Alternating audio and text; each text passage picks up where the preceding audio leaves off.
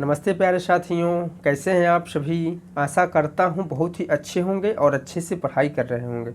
दोस्तों, आज हम आप सबके समक्ष जूनियर सहायक अध्यापक भर्ती परीक्षा हेतु हिंदी भाषा से संबंधित प्रैक्टिस सेट संख्या 9 लेके आए। अभी तक हम लोगों ने 8 प्रैक्टिस सेट देख चुके हैं, जो मेरे यूट्यूब चैनल के प्लेलिस्ट पे पड़ा हुआ है, आप उससे प्राप्त कर देख सकते हैं। इसके अलावा इन सब का PDF जो है हम अपने टेलीग्राम चैनल पर प्रोवाइड कर देते हैं, आप वहां से प्राप्त कर सकते हैं। चलिए देर न करते हुए शुरू करते हैं क्वेश्चन नंबर 1 से। दोस्तों, आप लोग मुझे कमेंट करके जरूर बताइएगा कि आप लोगों का कितना क्वेश्चन सही हो रहा है। कि क्वेश्चन नंबर 1 है, निम्नलिखित में से कौन सी विशेषता आदिकाल की नहीं है।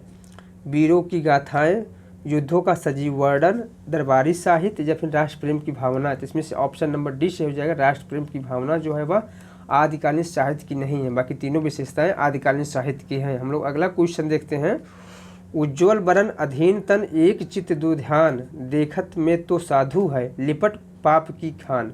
उपयुक्त पंक्तियों के रचनाकार हैं। कबीर हैं, अमीर खुसरो हैं, रहीम हैं या फिर रसखान है। इसमें से ऑप्शन नंबर बी से हो जाएगा। अमीर खुसरो है इस काव्य पंक्ति के लेखक।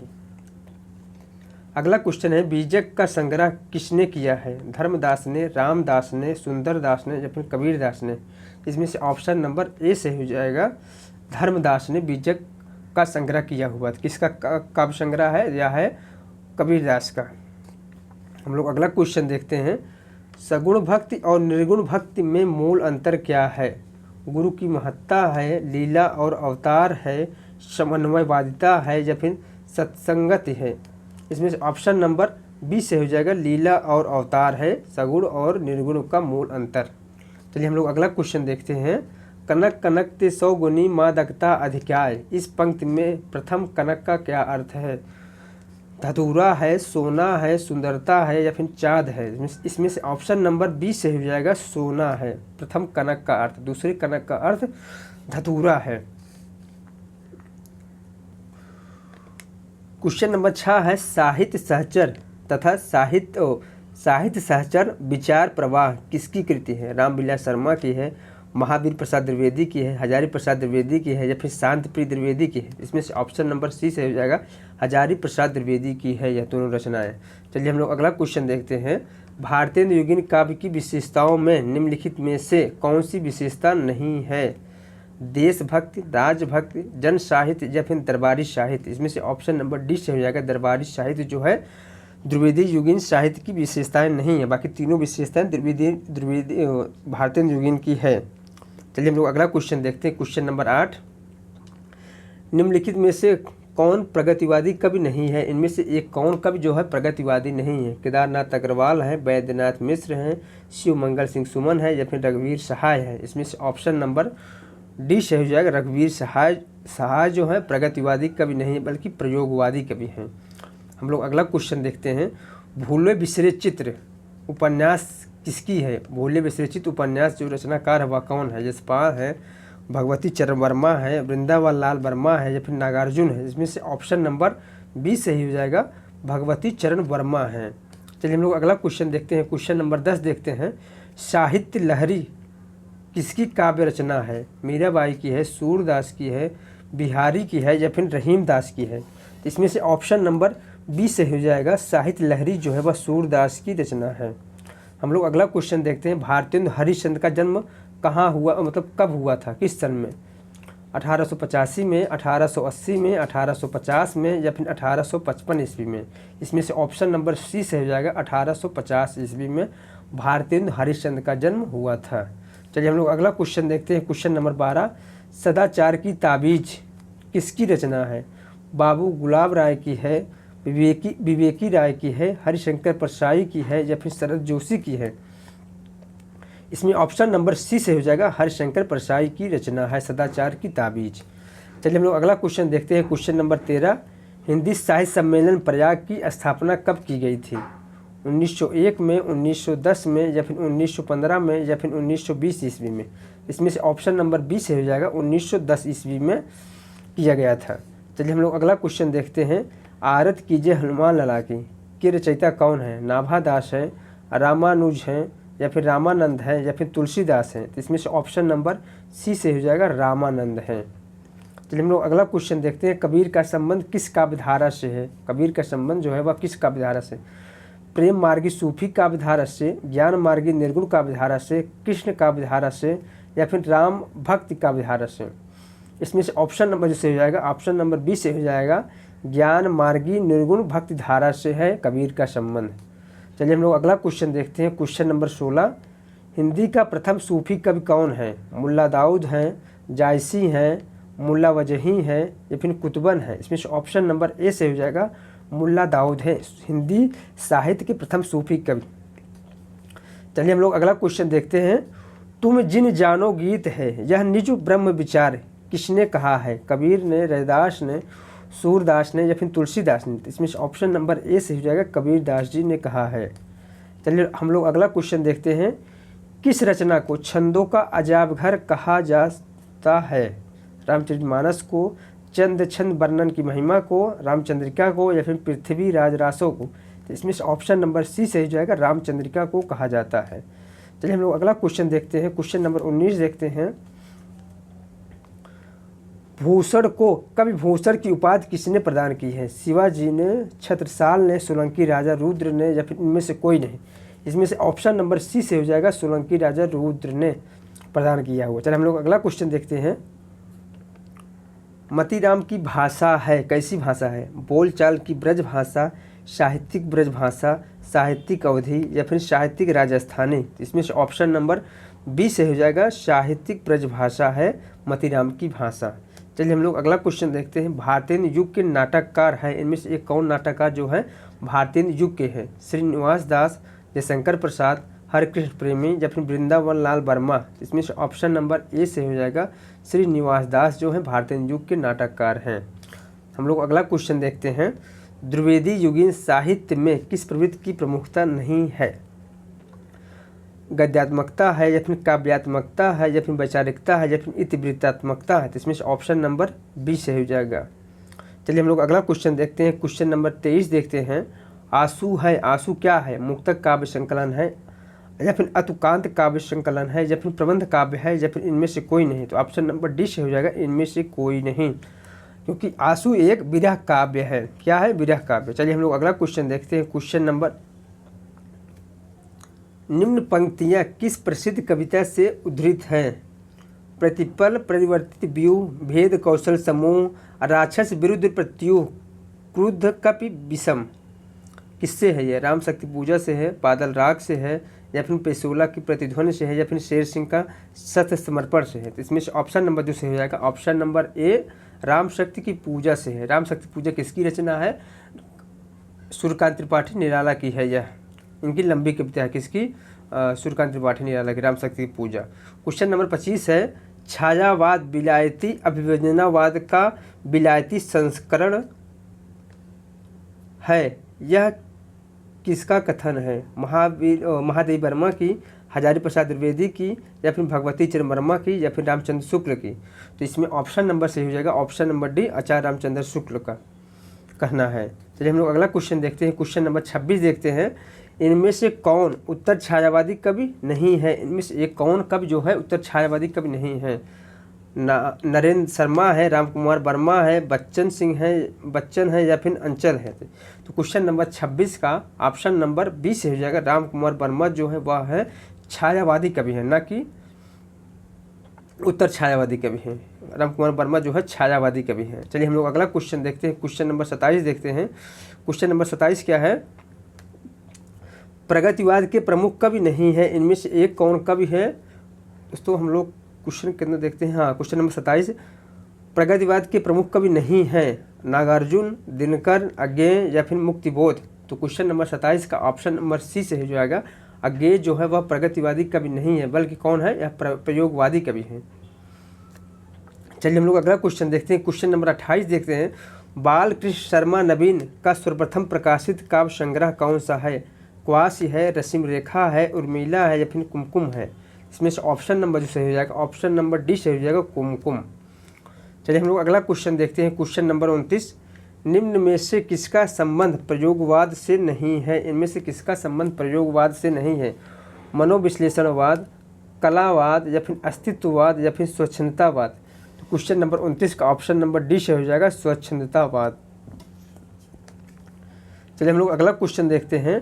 अशोक के फूल निबंध किसकी है? बताइए, अशोक के फूल जो निबंध है यह किसकी है? महादेवी वर्मा द्वारा है, या फिर हजारी प्रसाद द्विवेदी द्वारा लिखा गया है, या फिर किसके द्वारा और है रामधारी सिंह दिनकर द्वारा, या फिर नागार्जुन के द्वारा? तो इसमें ऑप्शन नंबर जो सही हो जाएगा, ऑप्शन नंबर बी सही हो जाएगा, हजारी प्रसाद द्विवेदी के द्वारा लिखा गया है यह निबंध। चलिए हम लोग अगला क्वेश्चन देखते हैं, क्वेश्चन नंबर 31 देखते हैं। निषाद वासुरी की रचना विधा है, निषाद वासुरी की रचना विधा कैसी है? कहानी है, रेखा चित्र है, संस्मरण है, या फिर ललित निबंध है? तो इसमें से ऑप्शन नंबर जो सही हो जाएगा, ऑप्शन नंबर क्वेश्चन नंबर 31 का ऑप्शन नंबर डी सही हो जाएगा, ललित निबंध। निषाद वासुरी जो रचना विधा है वह है ललित निबंध का। चलिए हम लोग अगला क्वेश्चन देखते हैं। हिंदी की प्रथम मौलिक नाटक है, हिंदी का प्रथम मौलिक नाटक कौन सा है? आनंद रघुनंदन है, नील देवी है, या फिर प्रहलाद चरित्र है, या फिर अंधेर नगरी है? तो इसमें ऑप्शन नंबर ए सही हो जाएगा, आनंद रघुनंदन जो है वह हिंदी का प्रथम मौलिक नाटक है। चलिए हम लोग अगला क्वेश्चन देखते हैं। जयशंकर प्रसाद के कौंडालय का नाट्य रूप कैसा है? एकांकी है, प्रतीकात्मक नाटक है, या फिर ऐतिहासिक नाटक है, या फिर गीत नाटक है? इसमें ऑप्शन नंबर डी से हो जाएगा, गीत नाट्य है। चलिए हम लोग अगला क्वेश्चन देखते हैं। कल्पांतर है क्या है? काव्य नाटक है, गीत नाट्य है, काव्य महाकाव्य है, या फिर खंड काव्य है? तो क्वेश्चन नंबर 34 का ऑप्शन नंबर बी से हो जाएगा, गीत नाट्य है। हम लोग अगला क्वेश्चन देखते हैं। लहरों के राजहंस के नाटककार कौन हैं? मोहन राकेश हैं, विष्णु प्रभाकर हैं, अमृतलाल नागर हैं, या फिर अमृत राय हैं? तो क्वेश्चन नंबर 35 का ऑप्शन नंबर ए से हो जाएगा, लहरों के राजहंस के जो नाटक है वह है मोहन राकेश। हम लोग अगला क्वेश्चन देखते हैं। श्रृंगार और वीर रस प्रधान नाटक है कौन सा है? मयंक मंजरी है, बकरी है, या फिर सच्चा धर्म है, या फिर माधवी है? तो क्वेश्चन नंबर 36 का ऑप्शन नंबर जो से हो जाएगा वह हो जाएगा ए, मयंक मंजरी, जिसके नाटककार जो है वह है किशोरीलाल गोस्वामी। चलिए हम लोग अगला क्वेश्चन देखते हैं। पृथ्वीराज की आंखें शीर्षक के रचयिता हैं उदय शंकर भट्ट हैं, लक्ष्मी नारायण मिश्र हैं, राम कुमार वर्मा है, या फिर सेठ गोविंदास हैं? तो इसमें ऑप्शन नंबर सी से हो जाएगा, राम कुमार वर्मा है। चलिए हम लोग अगला क्वेश्चन देखते हैं।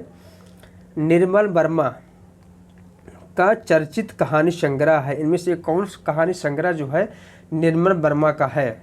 परिंदे हैं, तलाश है, बंजर है, या फिर इनमें से कोई नहीं है? तो इसमें से ऑप्शन नंबर ए से हो जाएगा, परिंदे। हम लोग अगला क्वेश्चन देखते हैं। कोठरी की बात कहानी उद्धृत है, इसके लेखक कौन है? कोठरी की बात कहानी जो है इसके लेखक कौन है? अज्ञेय है, निर्मल वर्मा है, कृष्णा सुबाती है, या फिर रजनी गुप्ता है? तो इसमें से ऑप्शन नंबर ए से हो जाएगा, अज्ञेय है इस कहानी संग्रह के लेखक कहानी के। चलिए हम लोग अगला क्वेश्चन देखते हैं। नमक का दरोगा कहानी के लेखक कौन है? नमक का दरोगा कहानी के लेखक कौन है? जयशंकर प्रसाद, प्रेमचंद, गुलाब राय, या फिर रामचंद्र शुक्ल? इसमें से ऑप्शन नंबर कौन से हो जाएगा? तो ऑप्शन नंबर बी से हो जाएगा, प्रेमचंद की यह कहानी है। चलिए हम लोग अगला क्वेश्चन देखते हैं। Question number 21। दुखम सुखम उपन्यास की लेखिका है? चित्रा मृदुगल हैं, प्रभा खेतान हैं, या फिर ममता कालिया है, या फिर नासिरा शर्मा है? तो क्वेश्चन नंबर 21 का ऑप्शन नंबर सी से हो जाएगा, ममता कालिया है। कौन है? ममता कालिया, जो 2009 ईस्वी में लिखा गया था। चलिए हम लोग अगला क्वेश्चन देखते हैं। Question number 42। जल्पा हिंदी के किस प्रसिद्ध उपन्यास की नायिका है? प्रेमाश्रम, सेवा सदन, गबन, या फिर परीक्षा गुरु? इसमें से ऑप्शन नंबर सी से हो जाएगा, गबन की प्रमुख नायिका है जल्पा। चलिए हम लोग अगला क्वेश्चन देखते हैं। क्वेश्चन नंबर 43 देखते हैं। निम्नलिखित में से कौन सा सुलेमित नहीं है? इनमें से एक कौन सा जो सुलेमित नहीं है? श्यामा स्वप्न जो है वह ठाकुर जगमोहन सिंह की रचना है, दोस्तों बिल्कुल सही है, यह जगमोहन सिंह की रचना है। और आश्चर्य वृत्तांत जो है वह अंबिका दत्त व्यास की रचना, ये भी सही है। 100 अजान एक सुजान देवदत्त की रचना नहीं है। और विधवा विपत्ति जो है वह राधा चरण गोस्वामी की रचना है, दोस्तों यह भी सही है। इसलिए ऑप्शन नंबर सी से हो जाएगा। 100 अजान एक सुजान किसकी रचना है? यह जो रचना है वह है बालकृष्ण भट्ट की। चलिए हम लोग अगला क्वेश्चन देखते हैं। Question number 44। निम्न में से कौन सा सुलेमित नहीं है? निम्न में से कौन सा सुलेमित नहीं है? तय पद्माकर प्रबोध 50 इनकी रचना है पद्माकर की, दोस्तों यह सही है। अलंकार प्रकाश जो है वह भूषण की रचना है, यह भी सही है। और रसराज जो है मतीराम की रचना है, यह भी सही है। दोस्तों कवित रत्नाकर जो है वह देव कवि की रचना नहीं है, बल्कि किसकी रचना है, यह रचना है सेनापति की। इसलिए ऑप्शन नंबर दोस्तों ए सही हो जाएगा। कौन सही हो जाएगा, ऑप्शन नंबर इसमें ए सही हो जाएगा। चलिए हम लोग अगला क्वेश्चन देखते हैं, क्वेश्चन नंबर 45 देखते हैं। यात्रा वृत्तांत के लेखक एवं यायावर के रूप में जिनकी प्रसिद्धि है वो कौन है? नागार्जुन है, राहुल संकीर्तायन है, शेर गोविंदास है या फिर महादेवी वर्मा है? तो इसमें से ऑप्शन नंबर बी सही हो जाएगा, राहुल संकीर्तायन जी है। चलिए हम लोग अगला क्वेश्चन देखते हैं। तुम्हारी यह दंतुरित मुस्कान मृतक में भी डाल देगी जान, उपयुक्त काव्य किसकी है? सुभद्रा कुमारी चौहान की है, हरिवंश राय बच्चन की है, नागार्जुन की है या फिर त्रिलोचन की है? तो क्वेश्चन नंबर 46 का ऑप्शन नंबर सी से हो जाएगा, नागार्जुन की है यह काव्य पंक्ति। चलिए हम लोग अगला क्वेश्चन देखते हैं, क्वेश्चन नंबर 46। दिए गए विकल्पों में से द्रविड़ परिवार की भाषा कौन सी है? कन्नड़ है, असमिया है, उड़िया है या फिर बांग्ला है? तो इसमें से ऑप्शन नंबर ए सही हो जाएगा, कन्नड़ भाषा जो है वह द्रविड़ परिवार की भाषा है। चलिए हम लोग अगला क्वेश्चन देखते हैं, क्वेश्चन नंबर 48। ब्रज भाषा का विकास किस अपभ्रंश से हुआ है? सौरसेनी अपभ्रंश से, पैशाची अपभ्रंश से, मागधी अपभ्रंश से या फिर अर्धमागधी अपभ्रंश से? क्वेश्चन नंबर 48 का ऑप्शन नंबर ए सही हो जाएगा, सौरसेनी अपभ्रंश से हुआ है ब्रजभाषा का विकास। चलिए हम लोग अगला क्वेश्चन देखते हैं। ग्वालियर क्षेत्र में निम्नलिखित में से कौन सी बोली बोली जाती है? ब्रजभाषा, अवधी, खड़ी बोली या फिर बांगरू? इसमें से ऑप्शन नंबर ए से हो जाएगा, ब्रजभाषा।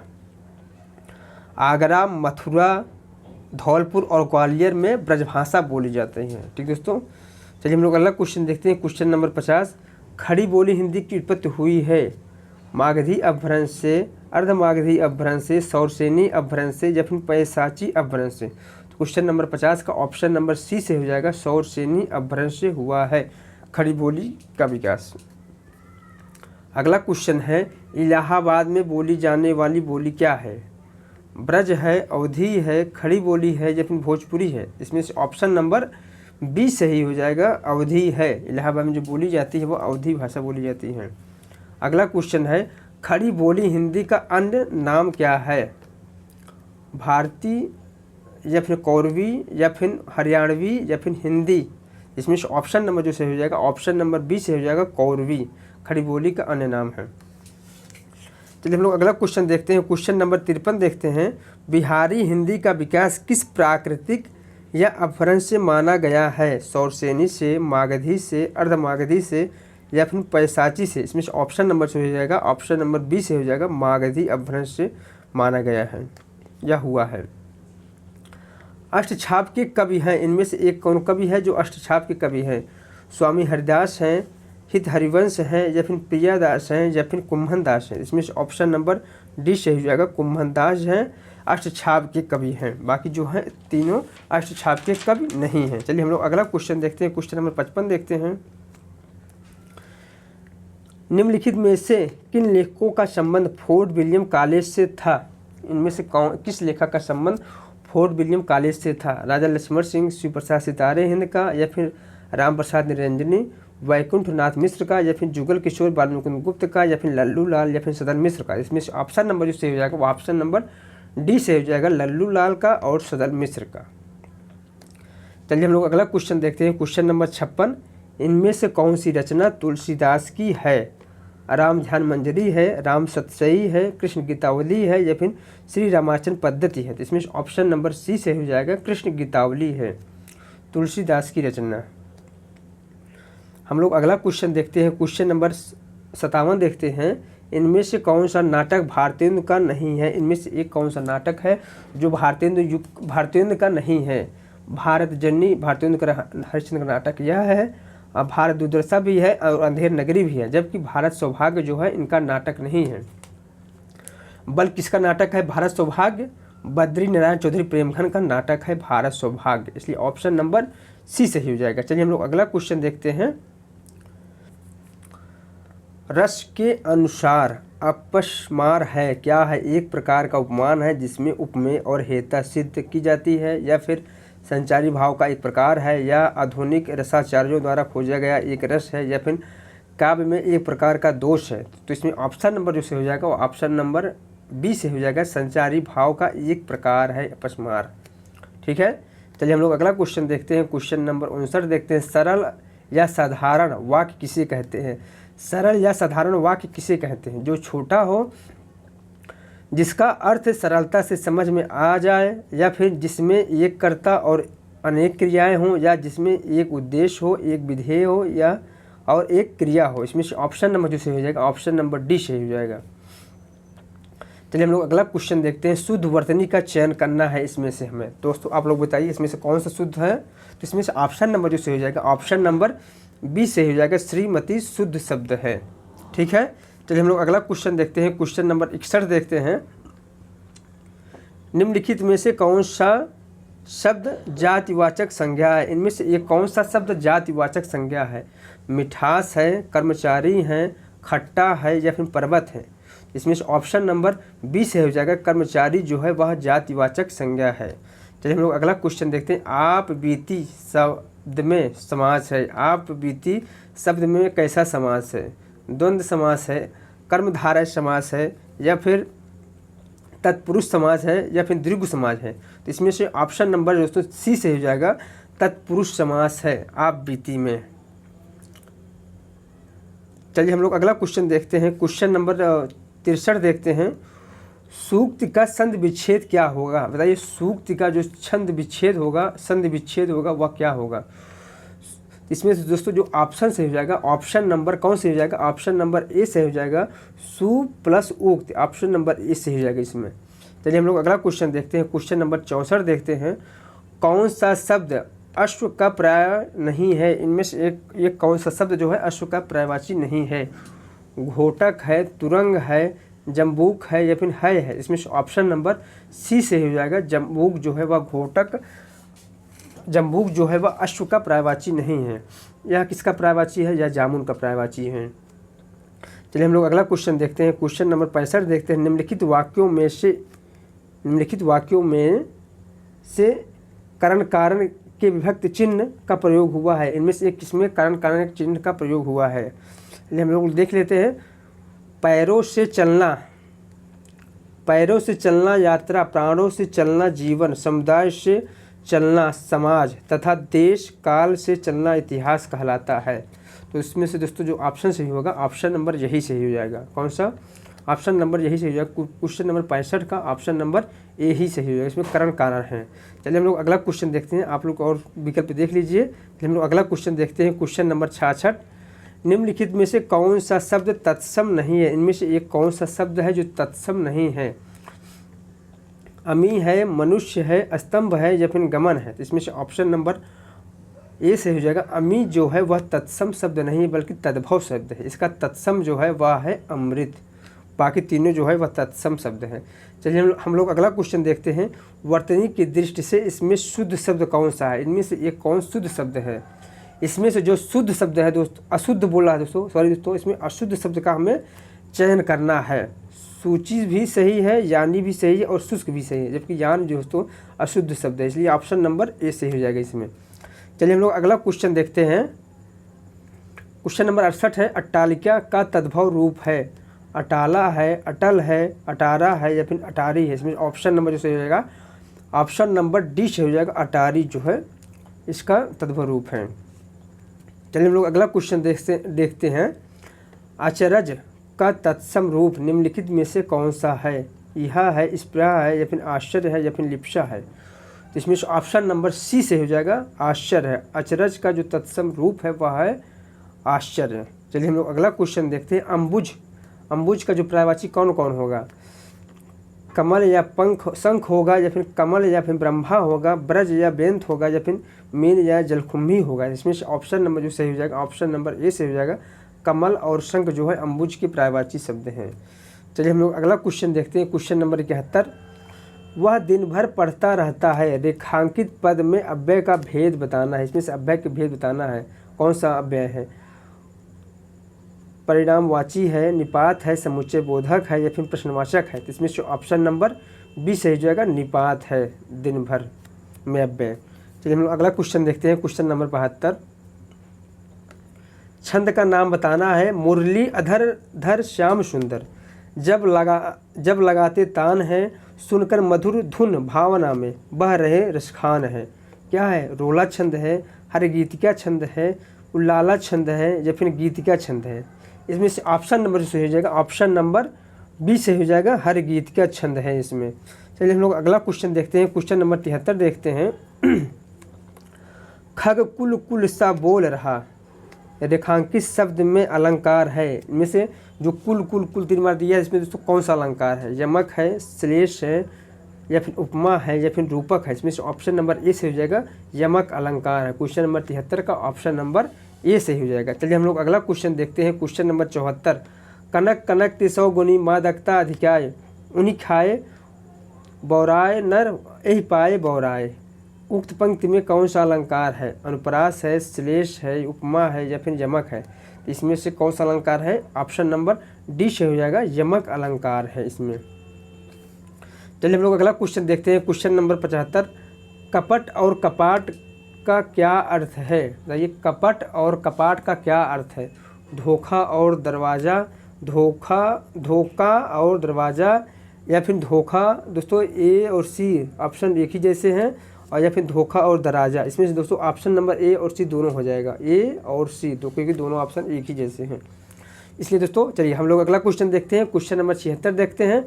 दिए गए विकल्पों में से ईषणा का समानार्थी शब्द हमें बताना है। अभिलाषा है, लोभ है, प्यार है या फिर लालच है। इसमें से ऑप्शन नंबर ए से हो जाएगा, अभिलाषा है ईषणा का समानार्थी शब्द। चलिए हम लोग अगला क्वेश्चन देखते हैं, क्वेश्चन नंबर 77 देखते हैं। निम्नलिखित में से किस शब्द में उपसर्ग है? इनमें से किस शब्द में उपसर्ग है? दशक में है, पराजय में है, लालिमा में है या फिर कारीगर में है। इसमें से ऑप्शन नंबर बी सही हो जाएगा, पराजय में उपसर्ग सर्ग का प्रयोग किया गया है। हम लोग अगला क्वेश्चन देखते हैं। अनुरक्ति का विलोम होगा, अनुरक्ति का विलोम क्या होगा? विराग होगा, विरक्ति होगा, तिरुभाव होगा या फिर संसक्ति होगा। इसमें से ऑप्शन नंबर बी से हो जाएगा, अनुरक्ति का विलोम जो होगा वह होगा विरक्त। ऑप्शन नंबर बी से हो जाएगा क्वेश्चन नंबर 78 का। चलिए हम लोग अगला क्वेश्चन देखते हैं। पुरुषवाचक सर्वनाम में कितने भेद हैं? बताइए, पुरुषवाचक सर्वनाम में कितने भेद हैं? 3 हैं, 2 हैं, 4 हैं या फिर 7 हैं। इसमें से ऑप्शन नंबर ए से हो जाएगा, 3 भेद हैं। कौन कौन से हैं? उत्तम पुरुष, मध्यम पुरुष व अन्य पुरुष। चलिए हम लोग अगला क्वेश्चन देखते हैं। राम सो रहा है, इस वाक्य में कौन सी क्रिया है? अकर्मक है, सकर्मक है, प्रेरणार्थक है या फिर द्विकर्मक है। इसमें से ऑप्शन नंबर ए से हो जाएगा, अकर्मक है। चलिए हम लोग अगला क्वेश्चन देखते हैं, क्वेश्चन नंबर 81। निम्नलिखित में से कौन सा उपन्यास काशी नासिंह का है? रेहन पर रघु, चाक या फिर एक ब्रेक के बाद या फिर ग्लोबल, गांव का देवता। इसमें से ऑप्शन नंबर ए से हो जाएगा। चलिए हम लोग अगला क्वेश्चन देखते हैं। रीत मुक्त कविता की प्रमुख प्रवृत्ति है, क्या है? स्वानुभूति और स्वच्छता है या फिर अलंकृत है या फिर विरोध वैचित्य है या फिर विरह तिरेक है। इसमें से ऑप्शन नंबर ए से हो जाएगा। चलिए हम लोग अगला क्वेश्चन देखते हैं, क्वेश्चन नंबर 83 देखते हैं। प्रियवंदा निम्नलिखित में से किस कविता से संबंधित पात्र हैं? प्रलय की छाया, असाध्य वीड़ा, ब्रह्म राक्षस या फिर कमानी। इसमें से ऑप्शन नंबर जो से हो जाएगा, ऑप्शन नंबर बी से हो जाएगा, असाध्य बीड़ा। असाध्य बीड़ा किसकी रचना है? यह है अज्ञेय की एक लंबी कविता है। चलिए हम लोग अगला क्वेश्चन देखते हैं, क्वेश्चन नंबर 84 देखते हैं। निम्न में से तालव्य ध्वनि है, इनमें से एक कौन सा तालव्य ध्वनि है? टा है, पा है, का है या फिर सा है। इसमें से ऑप्शन नंबर सी से हो जाएगा, तालव्य। सा में तालव्य की ध्वनि आ रही है। ठीक दोस्तों, चलिए हम लोग अगला क्वेश्चन देखते हैं। सा का उच्चारण स्थान क्या है? दोस्तों वही सेम क्वेश्चन है, इसमें तालु होगा। चलिए हम लोग अगला क्वेश्चन देखते हैं, क्वेश्चन नंबर 86। धातु के अंत में जोड़े जाने वाले प्रत्यय हैं। बताइए, धातु के अंत में जोड़े जाने वाले प्रत्यय कौन से हैं? क्रिया उद्योतक प्रत्यय हैं या फिर कृत प्रत्यय हैं या फिर तद्धित प्रत्यय हैं या फिर भाव उद्योतक प्रत्यय हैं। इसमें ऑप्शन नंबर जो से हो जाएगा, ऑप्शन नंबर बी से हो जाएगा, कृत प्रत्यय हैं। क्वेश्चन नंबर 86 का ऑप्शन नंबर बी से हो जाएगा। चलिए हम लोग अगला क्वेश्चन देखते हैं, क्वेश्चन नंबर 87। राधा बहुत ही सुंदर लड़की है, वाक्य में कौन सा विशेषण है? परिणामवाचक विशेषण है, संख्यावाचक विशेषण है, गुणवाचक विशेषण है या फिर सर्वनामिक विशेषण है या फिर इनमें से कोई नहीं। इसमें से ऑप्शन नंबर सी से हो जाएगा, गुणवाचक विशेषण है। चलिए हम लोग अगला क्वेश्चन देखते हैं। निम्नलिखित वाक्यों में से अपूर्ण भूतकाल को बताना है हमें। इनमें से एक कौन सा अपूर्ण भूतकाल है? रामू खाना खा रहा था या फिर रामू खाना खा रहा था या फिर माँ खाना बना चुकी है, मुझे बाहर जाना है या फिर हम घूमने जाएंगे। तो दोस्तों यह भविष्य काल हो गया। दोस्तों इसमें ऑप्शन नंबर जो सही हो जाएगा ऑप्शन नंबर ए है, रामू खाना खा रहा था। दोस्तों रामू खाना खा रहा था, पता नहीं अभी खा लिया कि नहीं खा लिया, अभी कोई निश्चित नहीं है दोस्तों, लेकिन रामू खाना खा रहा था, अपूर्ण भूतकाल की बात हो रही है इसमें। ठीक दोस्तों, चलिए हम लोग अगला क्वेश्चन देखते हैं। इनमें मूक का अनेकार्थक शब्द कौन सा नहीं है? इनमें से मूक का अनेकार्थक शब्द कौन सा नहीं है? गूंगा, चुप, शांत या फिर विवश। तो इसमें से ऑप्शन नंबर जो हो जाएगा ऑप्शन नंबर सी से हो जाएगा, शांत। चलिए हम लोग अगला क्वेश्चन देखते हैं। अंदर अंदर कढ़ाई में गुड़ पकाना, अंदर अंदर कढ़ाई में गुड़ पकना का अर्थ है क्या है? ज्ञान होना, गुप्त मंत्रणा होना, अपने में सीमित होना या फिर काम न आना। तो इसमें से ऑप्शन नंबर बी से हो जाएगा, गुप्त मंत्रणा होना। दोस्तों हमें क्वेश्चन नंबर 91 से 95 तक गद्यांश के आधार पर जो प्रश्न पूछे गए हैं उससे जवाब देना है। ठीक दोस्तों, चलिए हम लोग पहले गद्यांश देख लेते हैं। गद्यांश क्या है? हम लोग गद्यांश देख लेते हैं। साहित्य का आधार जीवन है, इसी नींव पर साहित्य की दीवार खड़ी है, उस पर अटारियाँ, मीनार, गुम्बद बनते हैं, उन्हें देखने को जो भी जी नहीं चाहेगा।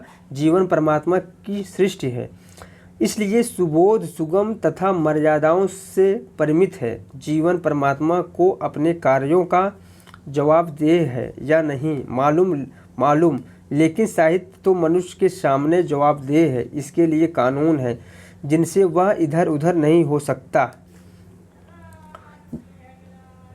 जीवन उद्देश्य ही आनंद है, जीवन उद्देश्य ही आनंद है। मनुष्य जीवन प्रयत्न आनंद की खोज में लगा रहता है, मनुष्य जीवन प्रयत्न आनंद की खोज में लगा रहता है।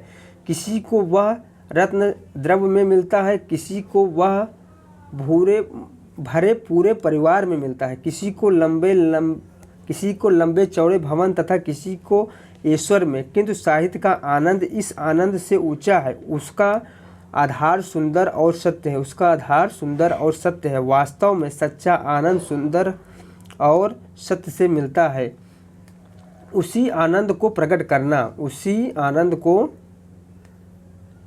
वही आनंद उत्पन्न करना साहित्य का उद्देश्य है। ईश्वर तथा भोग के आनंद में ग्लानि छुपी होती है, पश्चाताप भी होता है। दूसरी ओर सुंदर से जो आनंद प्राप्त है वह अखंड है, अमर है।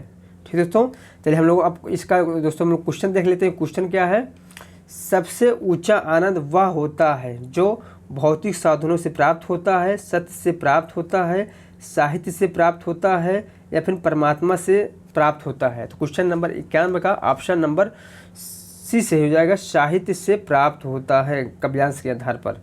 चलिए हम लोग अगला क्वेश्चन देखते हैं। क्वेश्चन नंबर 92, सच्चा आनंद किससे मिलता है? साहित्य से, परमात्मा से, सुंदर और सत्य से, भोग और ईश्वर से। इसमें से ऑप्शन नंबर सी से हो जाएगा, सुंदर और सत्य से मिलता है। किससे मिलता है? सुंदर और सत्य से सच्चा आनंद। चलिए हम लोग अगला क्वेश्चन देखते हैं।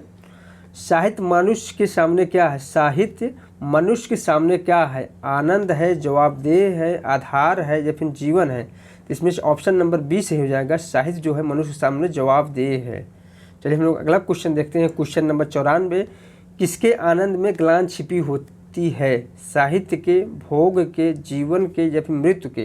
इसमें से ऑप्शन नंबर से हो जाएगा, ऑप्शन नंबर बी से हो जाएगा, भोग के, जीवन में। चलिए हम लोग अगला क्वेश्चन देखते हैं। क्वेश्चन नंबर 95, सुंदर और सत्य से कैसा आनंद मिलता है? सच्चा आनंद, साहित्यिक आनंद, जवाबदेह आनंद या फिर भोग का आनंद। तो क्वेश्चन नंबर 95 का ऑप्शन नंबर ए से हो जाएगा, सच्चा आनंद।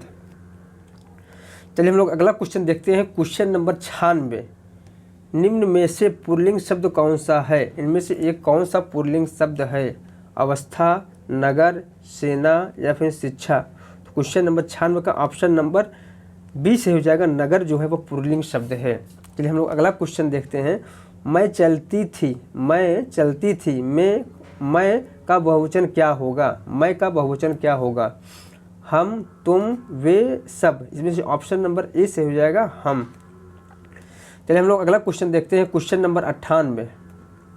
दिए गए वाक्यों में एक शब्द रेखांकित है, उस शब्द में प्रयुक्त उपसर्ग किस कोटि का है? चिन्हित कीजिए। विद्यालय का उपप्रधानाचार्य जिम्मेदार व्यक्ति होता है। विद्यालय का प्रधानाचार्य जिम्मेदार व्यक्ति होता है।